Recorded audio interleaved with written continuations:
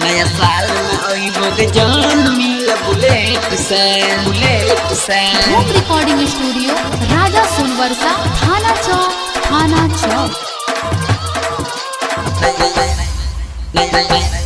नया साल में आइबो के जान नया साल में आइबो के जान नया साल में आइबो के जान मिल बुलेट से नया साल में आइबो के जान मिल बुलेट से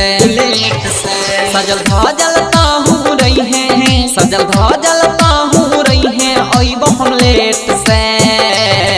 नया साल में आइबो के जान मिल बुलेट से नया साल में आइबो के जान मिल बुलेट से सजल धजल ताहू रही है डीजे विकास आइबो हम लेट से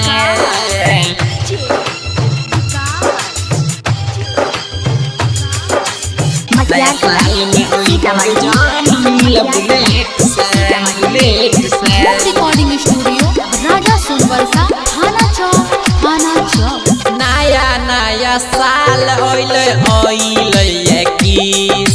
भेल पुराना गेल जवाना पहिलुकवा गए 20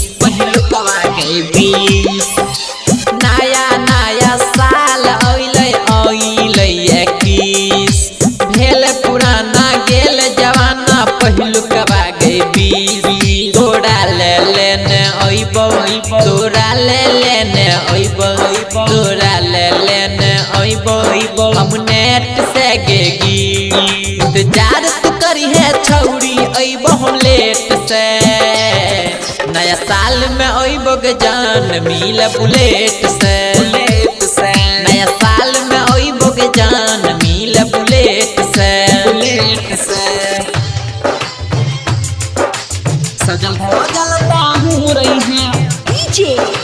विकास आइबो हम लेट से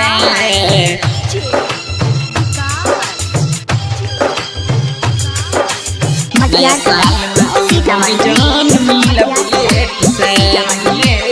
होम रिकॉर्डिंग स्टूडियो राजा सोनवर्षा थाना चौक।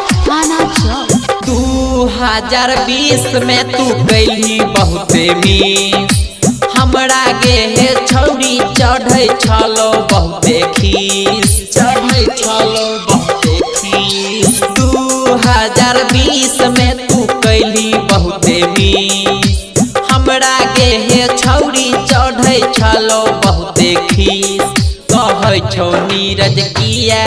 तू एना केलही गे राइटर संतोष के तू बात न बुझली गे ई बाछी तो ससी करे भेट गे नया साल में अइबो के जान मिल बुलेट से नया साल में अइबो के जान